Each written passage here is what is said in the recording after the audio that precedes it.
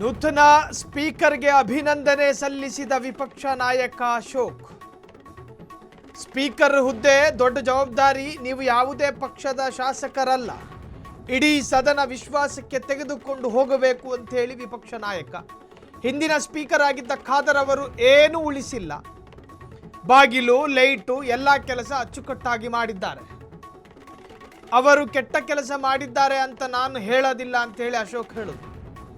ನಿಮಗೆ ಇನ್ನೇನಾದರೂ ಇದ್ರೆ ಸದನ ನಡೆಸುವ ಜವಾಬ್ದಾರಿ ಕೊಟ್ಟಿದ್ದಾರೆ. ನಿಮ್ಮದು ಪೊಲೀಸ್ ಪಾಟೀಲ್ ಕುಟುಂಬ, ಜನಸ್ನೇಹಿ ಪೊಲೀಸ್ ಆಗಿ ಅಂತ ಮನವಿ.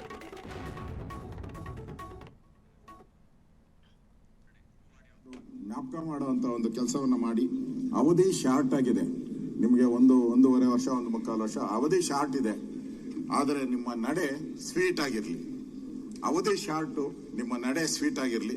ನಮ್ಮೆಲ್ಲ ವಿರೋಧ ಪಕ್ಷ, ನಾವು ಮತ್ತು ನಮ್ಮ ಎಲ್ಲ JDS ಎಲ್ಲರ ಪರವಾಗಿ ನಿಮಗೆ ತುಂಬು ಹೃದಯದ ಅಭಿನಂದನೆ ಸಲ್ಲಿಸ್ತೀನಿ. ನೀವು ಘನತೆ ಗೌರವಗಳನ್ನ ಎತ್ತಿಡಿಯುವಂತ ಆ ಪರಂಪರೆಯಿಂದ ಬಂದಿದ್ದೀರಾ. ನಮ್ಮ ಪೂರ್ತಿ ಸಹಕಾರ ನಿಮಗೆ ಸದಾ ಇರುತ್ತೆ ಅನ್ನೋ ಮಾತನ್ನ ಹೇಳಿ, ಜ್ಞಾಪಕ ಮಾಡುವಂತ ಒಂದು ಕೆಲಸವನ್ನ ಮಾಡಿ. ಅವಧಿ ಶಾರ್ಟ್ ಆಗಿದೆ. ನಿಮಗೆ ಜನರ ವಿಶ್ವಾಸವನ್ನು ತೆಗೆದುಕೊಳ್ಳೋದು ನಮ್ಮೆಲ್ಲರ ಕರ್ತವ್ಯ. ಹೊಸ ಸರ್ಕಾರ ಬಂದಿರಬಹುದು, ಆದರೆ ಅದೇ ಸರ್ಕಾರ ಇದೇ 3 ವರ್ಷಗಳ ಕಾಲ ಸಿದ್ದರಾಮಯ್ಯ CM ಆಗಿ, ನಾನು DS ಹೊಸ ಸರ್ಕಾರ ಬಂದಿರಬಹುದು, ಆದರೆ ಅದೇ ಸರ್ಕಾರ ಇದೆ. 3 ವರ್ಷಗಳ ಕಾಲ ಸಿದ್ದರಾಮಯ್ಯ CM ಆಗಿ, ನಾನು DCM ಆಗಿ ಕೆಲಸ, ವಿರೋಧ ಪಕ್ಷದ ನಾಯಕರ ವಿಶ್ವಾಸ ಪಡೆದು ಕೆಲಸ ಮಾಡುತ್ತೇವೆ. ಈ ಸ್ಥಾನದಲ್ಲಿ ಕೂತು ಎಲ್ಲರಿಗೂ ಗೌರವ ಕೊಡೋದು ನನ್ನ ಕರ್ತವ್ಯ.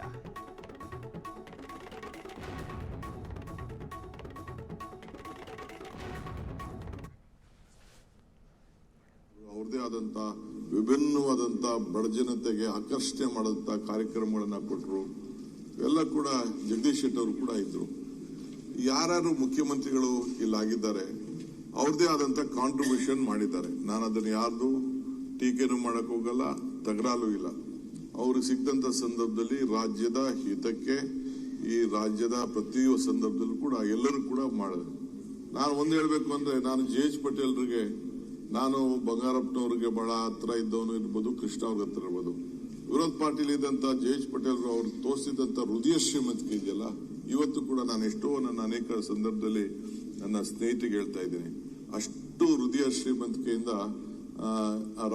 ಮಾಡ್ತಾ ಇದ್ರು. ಏನಿದ್ರು ರಾಜಕಾರಣ, ನಾವಿದ್ರು ರೋಡಲ್ಲಿ ನಾನು ಅರೆಸ್ಟ್ ಮಾಡ್ಬೇಕಾದಂತ ಒಂದು ಪರಿಸ್ಥಿತಿ ಬಂದ್ಬಿಡ್ತು, ಯಾರ್ದೋ ಒತ್ತಡದ ಮೇಲೆ. ಅವ್ರು ಹೇಳಿದ್ರು, ಏನು ರಾಜಕಾರಣ ನೀವು ಅಲ್ಲೆಲ್ಲೋ ಮಾಡ್ಕೊಡ್ರಪ್ಪ, ಇಲ್ಲಿ ನಾನು ಆ ಕೆಲಸ ಈ ಸ್ಥಾನದಲ್ಲಿ ಕೂತ್ಕೊಂಡು ನಾನು ಅದನ್ನ ಒಬ್ಬ ಶಾಸಕನ ರಾಜಕೀಯಕ್ಕೋಸ್ಕರ ಅರೆಸ್ಟ್ ಮಾಡೋದಿಲ್ಲ ಅಂತ ಹೇಳಿದ್ರು. ಅದನ್ನೆಲ್ಲ ನನ್ನ ಹಿಸ್ಟ್ರಿ ನಾನು ಹೇಳಕ್ ಹೋಗುದಿಲ್ಲ. ಸೊ ಹಂಗೆ ನಾನು ಇವತ್ತು ತಮ್ಮ ಮುಂದೆ ಅಧ್ಯಕ್ಷರೇ ಹೇಳ್ತೀನಿ, ನನಗೆ ಇವರೆಲ್ಲರೂ ಒಂದೇ, 224 ಜನ ಶಾಸಕರು ಒಂದೇ. ಹಿಂದೆ ಇದ್ದೆಲ್ಲ ಮರ್ತು ಬಿಡೋಣ. Let us go is A new plate. ಇಡೀ ವಿಶ್ವ ನಮ್ಮ ಭಾರತವನ್ನ ನೋಡ್ತಾ ಇದೆ. ಇಡೀ ವಿಶ್ವ ಭಾರತ ನೋಡುವಾಗ ಬೆಂಗಳೂರು ಮತ್ತು ಕರ್ನಾಟಕ ಮುಖಾಂತರ ನೋಡ್ತಾ ಇದೆ.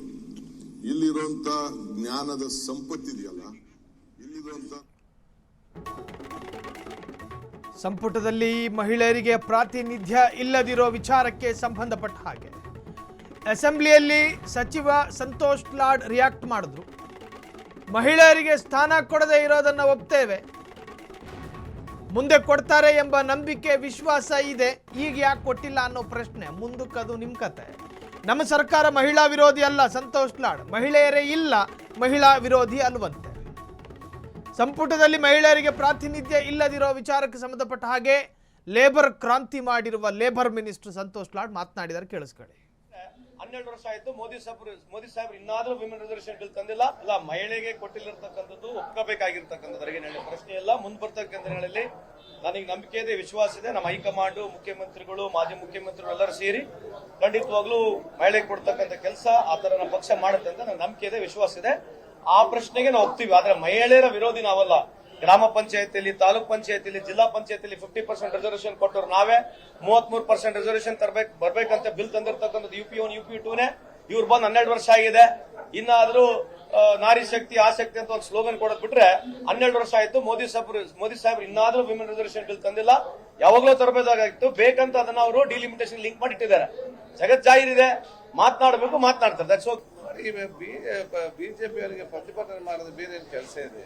ಯಾಕೆಂತ ಹೇಳಿದ್ರೆ ಮಹಿಳೆಯರಿಗೆ ಇವತ್ತು ಜಿಲ್ಲಾ ಪಂಚಾಯತ್, ಗ್ರಾಮ ಪಂಚಾಯತ್, ತಾಲೂಕ್ ಪಂಚಾಯತ್ ಅಲ್ಲಿ ಕೆಲಸಗಳಲ್ಲಿ ಮತ್ತು ಬೇರೆ ಬೇರೆ ಸೆಕ್ಟರ್ಗಳಲ್ಲಿ ಇವತ್ತು ರಿಸರ್ವೇಶನ್ ಮಾಡಿದ್ರೆ ಅದು ಕಾಂಗ್ರೆಸ್ ಮಾಡಿದೆ. ಆಶಾ ಸ್ಕೀಮ್ ಇರಲಿ, ಗೃಹ ಜ್ಯೋತಿ ಇರಲಿ, ನಮ್ಮ ಈ ಬೇರೆ ಬೇರೆ ಗ್ಯಾರಂಟಿ ಸ್ಕೀಮ್ ಇರಲಿ, ಇದೆಲ್ಲ ಕೂಡ ಮಹಿಳಾ ಕನ್ಸರ್ನ್ ಆಗಿ ಕೊಟ್ಟದ್ದು ಯಾರು ಅಂದ್ರೆ ಅದು ಕಾಂಗ್ರೆಸ್ ಕೊಟ್ಟಿದೆ. ಇವರು ಏನ್ ಕೊಟ್ಟಿದ್ದಾರೆ ಇಡೀ ದೇಶದಲ್ಲಿ? ಯಾವುದು ಒಂದನ್ನಾದ್ರೂ ಹೇಳಿ, ಒಂದು ಯೋಜನೆ ಅದು ರೂಪಿಸಿದ್ದಾರಾ? ಇವತ್ತು ಮಹಿಳೆಯರಿಗೆ ಬೇಕಾದೆಲ್ಲದಕ್ಕೂ ಹಿಂದೆ ಇತ್ತು, ಈಗ ಕೂಡ ಕೊಡ್ತಾರೆ. ಆದ ಕಾರಣ ಇದನ್ನೆಲ್ಲ ಬಿಟ್ಟು ಜನಸಾಮಾನ್ಯ ಪರವಾಗಿ ಬೇಕಾದಷ್ಟು ಇವತ್ತಿದೆ. ಬರೀ ಕಾಂಗ್ರೆಸ್ ಅನ್ನು ಟೀಕೆ ಮಾಡುವುದೇ ಪ್ರತಿಪಕ್ಷದ ಕೆಲಸ ಅಲ್ಲ. ಜನಪರವಾಗಿರುವ ಹಲವಾರು ಯೋಜನೆಗಳಿತ್ತು. ನೀಟ್ ಬಗ್ಗೆ ಇಷ್ಟು ವಿದ್ಯಾರ್ಥಿಗಳು ತೀರಿ ಹೋದ್ರು, ಹೆತ್ತವರ ಕಣ್ಣಿನ ವ್ಯವಸ್ಥೆಗೆ ಒಂದು ಯೋಜನೆ ಇಲ್ಲ. ಮಕ್ಕಳ ಭವಿಷ್ಯ ಚೆಲ್ಲಾಟ ಆಡ್ತಾ ಇದ್ದಾರೆ.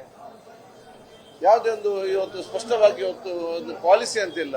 ಇದನ್ನೆಲ್ಲ ನೋಡುದು ಬಿಟ್ಟು ಯಾವ್ದು ಸಬ್ಜೆಕ್ಟ್ ಇಲ್ಲದ ಸಬ್ಜೆಕ್ಟ್ ಅಲ್ಲಿ ಬರೇ ಒಂದು ಪ್ರತಿಭಟನೆ ಮಾಡಬೇಕಂತ ಹೇಳಿಕೊಂಡು ಅವರವರ ಮುಖಂಡರ ಅಸ್ತಿತ್ವ ಉಳಿಸಿಕೊಳ್ಬೇಕಾಗಿ ಇವರು ಪ್ರತಿಭಟನೆ ಮಾಡ್ತಾ ಇದ್ದಾರೆ. ಅದಕ್ಕೆ ಅತ್ಯಂತ ಬೇಸರ ಆಗ್ತದೆ ಮತ್ತು ರಾಂಗ್ ಟ್ರ್ಯಾಕ್ ಅಲ್ಲಿ ಇದ್ದಾರೆ. ಅದು ಏನದು ಪ್ರಯೋಜನ ಆಗುದಿಲ್ಲ. ಬಿಜೆಪಿ ಅವರಿಗೆ ಪ್ರತಿಭಟನೆ ಮಾಡೋದು ಬೇರೆ